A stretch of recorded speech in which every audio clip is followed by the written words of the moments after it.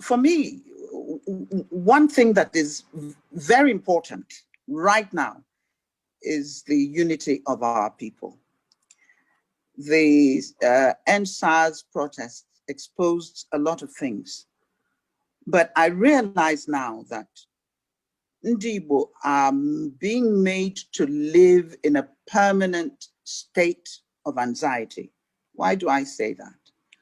When there is an issue, a national issue, when there is a quarrel, even within different groups, the Igbos pay for it. This has been our history. I don't understand the hatred. I don't understand the lack of appreciation and understanding and accommodation. But what I found to be most disturbing was the level of the disharmony, the type of people that I had a lot of respect for, who could go on national television and say Ndigbo were the ones doing the attacking, they were in the mob, they invaded the Oba's palace, and these people knew that these things were lies. Where am I going? The ties between us cannot be broken. It's too deep. It's gone on for too long. I know what the Yoruba nation stands for. The Yoruba nation stands for good things, stands for good people, stands for accommodation, for friendliness, for neighborliness. And Ndigbo stand for the same. Why can't these two groups of people ever get it together? I don't know. Maybe we need to talk about that. It's okay to say Ndigbo should not listen to whomever. But at the end of the day, when poverty has been weaponized and troops in places that can be called upon to wreak havoc on another group of people, I'm not so sure we should leave it at that. I think we should take it further. And I also don't want to say that the Yorubas are the only ones to blame. The Igbos too have a share of the blame. And this we have to be very sensitive about one another, sensitive to one another.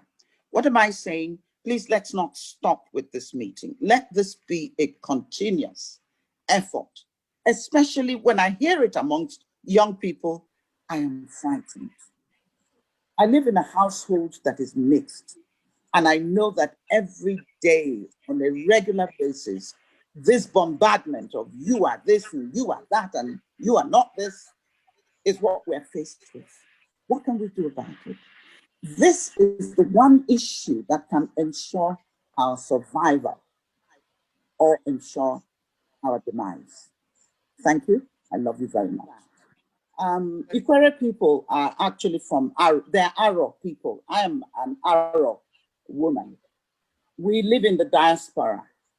Aro Chuku is our hometown, and Ikwere people are Aros. Please, they should go and check their roots and check history.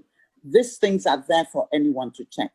Why people don't want to identify with Ndigbo and they want to change the names of towns in Ikwere land so that they don't sound Igbo. I can't answer for them, but I love them with the love of the Lord. They are good and wonderful people. And my hope is that this understanding begins now. Whatever has been said in the past should be kept in the past, and we begin a new chapter of a new relationship of appreciation and understanding for one another. Ndigbo are not bad people. Yes, they can be boisterous. They can be noisy, as some people say, but they're very good people. So are the Yorubas. So are the core groups of people that make up Nigeria. It is those that want to weaponize ethnicity and use it as a way to keep this country down. They must no longer be allowed to succeed in doing that. And it behoves you and I, us as people, to begin to sow the seed of understanding and forgiveness. That's what we need to do for our sakes and for our children's sake. For God's sake, if we're going to go our separate ways, there's nothing wrong with that. Let's sit around the table and talk about it. There are international laws that cover such engagements, and it can cover us. Whatever investments Ndigbo, Lagos does not belong to Ndigbo. We know that. Whatever investment belongs to Ndigbo, but we've helped to build up Lagos as we have done everywhere else that we are. That's just who we are. But Lagos is not ours. And if we have to go, we go. But there has to be a way to settle this matter in a way that everyone is covered. And you're not saying to Ndigbo, we're now going to kill you and drive you out of a particular place and take over your property. No, that's wrong. That just should not happen. So Obibo, Rumibo, whatever anybody said, those are my brethren. And I love them as such. And I would never accept their hatred of me because of where I was born into, because I'm a woman, or because I am an Arab woman, or whatever, or because I'm married to Yoruba. Who knows what the prejudice is? I really think that we have to put these things aside. Hey, we are people who have something here. We are blessed. We're reasoning people. We're talented people. We're educated people. If you didn't go to school, you went to the school of your home, of your hometown, and what your parents taught you. And parents, let's begin to sow the seed of love and understanding amongst our children. I can put up with it with older people, but when I hear young people spout out such hatred, I lose hope in Nigeria. Thank you very much. I thank you sincerely from the bottom of my heart for having me once again. And I saw my dear mommy speaking a short while ago. I caught the tail end of what she was saying, and it is a unique privilege and honor to be mentioned by somebody like Pa Ayo Adebanjo, a man I have not hidden my love for, neither have I tried to shy away from extolling his virtues and my immense admiration for his studiousness, for his truthfulness, for his fearlessness. He's a man that I respect. I wish we had someone like Pa Ayo Adebanjo in Ohanese or Pandev. Things wouldn't be the way they are. I love him immensely, and he knows that very much. And I feel humbled that he was able to mention my name. And I also understand that Iba Gani Adams is here with us also today, and also Pa Fasuranti as well, a man that I have immense respect and admiration for. When I remember these men, when I remember Pa Ayo Adebanjo, I remember Gani Adams, Pa Fasuranti, these are the people that give me hope and reassurance that what obtained in the past is no longer going to happen. I am very, very pleased to be alive in this very generation, to be able to have such people lead the Yoruba nation, because I now know that we are all in safe hands and that the old divide and rule is no longer going to work. I believe in self-determination via the route of a referendum. There are people who may canvass for Nigeria to continue the way it is presently constituted. There are people who may even want to suggest restructuring. But we must bear one thing in mind. The same people that rejected restructuring in 1967 and 1968 are the same protagonists who are today still rejecting restructuring, by which I mean the British government and the Fulani Janjaweed Caliphate. They do not want it, they cannot grant it, because they think it will be detrimental to their survival or to their hegemonic tendencies within Nigeria. Therefore, I will recommend, or I will suggest personally, that people are entitled to hold whatever view they feel they are comfortable with. But for us, it is self-determination via referendum.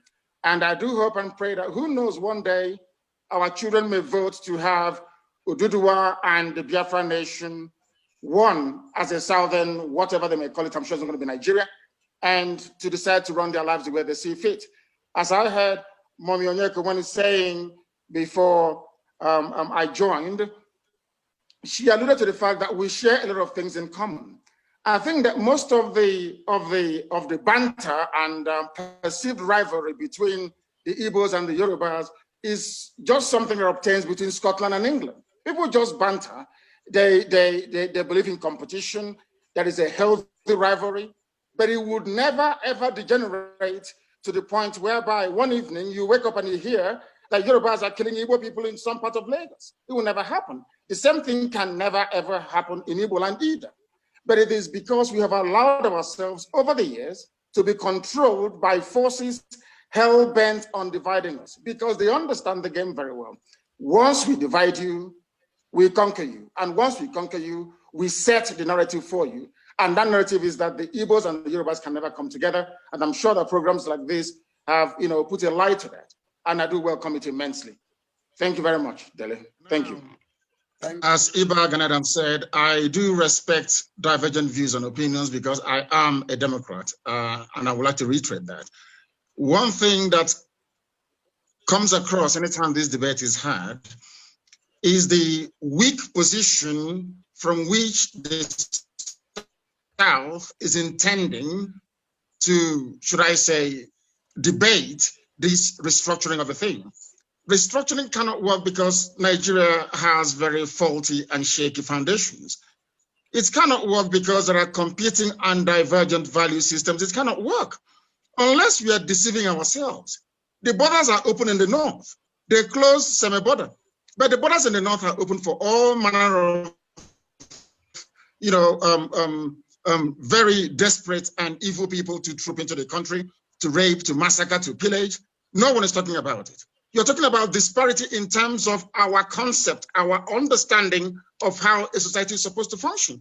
I'm absolutely flabbergasted that some people that I have regard for in terms of the intellect can come on this platform and be debating how to keep Nigeria warm with all the inbuilt anomalies in place. You can't go to beg Fulani for restructuring. They won't give it to you. You have to prize it away from them.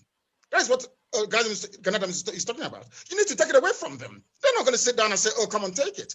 Ojuku went for restructuring and they said no. What makes anybody in their right senses think they can give it to you now unless you have a very equitable leverage to wield? Once you do not have that leverage, you cannot get restructuring. And that leverage is self-determination. Without it, you cannot get anything. It's high time to understand this, I'm absolutely shocked.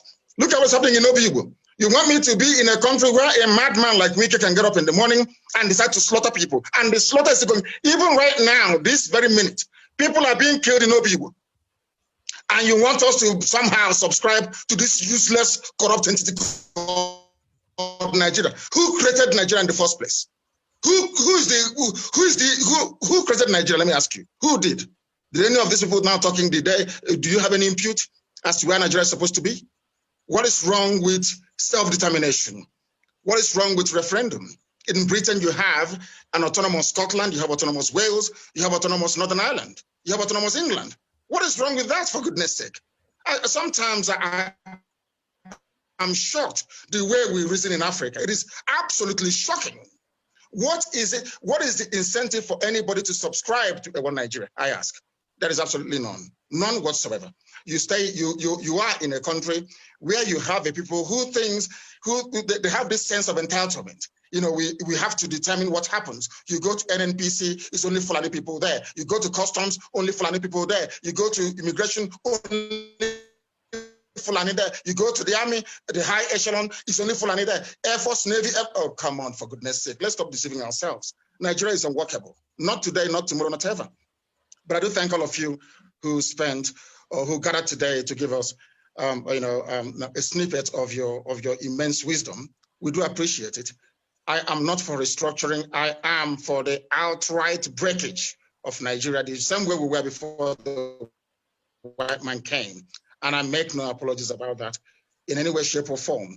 Now, there are people who may want to, for reasons of nostalgia, or kind of hankering back to the past. They saw 1960, people were out on the streets, they were dancing, they were making merry, there were high hopes for Nigeria. I can excuse them, but the reality today is that you have Fulani, a very virulent and dangerous Fulani Janjaweedism on the march.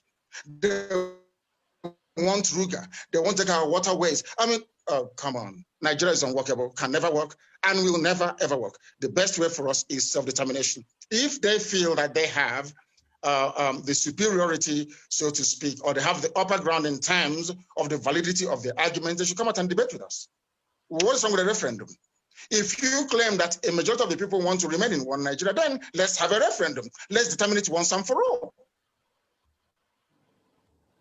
How come via a referendum, Atiku became a Nigerian citizen? Why should I not be allowed to exercise the same right that Atiku actually exercised before being allowed into Nigeria? What is wrong with that? I mean, these double standards I cannot understand. Let's cut to the chase. The only thing holding Nigeria together is the oil and gas in Biafra land. And for the sake of that oil and gas, Biafrans are being killed right now as I speak. Wike is carrying out his genocide in Ndigbo right now. The day we rise up in anger, misunderstand us. But right now that this genocide is happening, no one is doing anything about it. I cannot be in a country with people who do not see any evil, they hear no evil, and they condone evil. I cannot be in the same country. Heaven knows I cannot be in the same country with these people. If there is any need for us, I would prefer a situation whereby those of us in the South will get together and say enough is enough. And until we make that categorical stand, believe you me, this nonsense will continue. The South, the Yoruba, the Igbo, and of course, a very significant presence we have in the South should be able to come together to say enough is enough. You don't beg Fulani. If you beg them, they will drive you into your grave. We need to stand up and say enough is enough. If you don't do this, if you don't do A, we do B. As simple as that. Why should we beg them? Who are these people that were begging them? All the time is begging, pleading. And as Ganadam said, come 2022, they'll start talking about elections. They want to see the future of their children in Asorok running all over the place, either as SSA or as secretary to the government. All these debates about destruction will just go through the window. But our consistency over the years has proven time and time again that self-determination is the way to go. And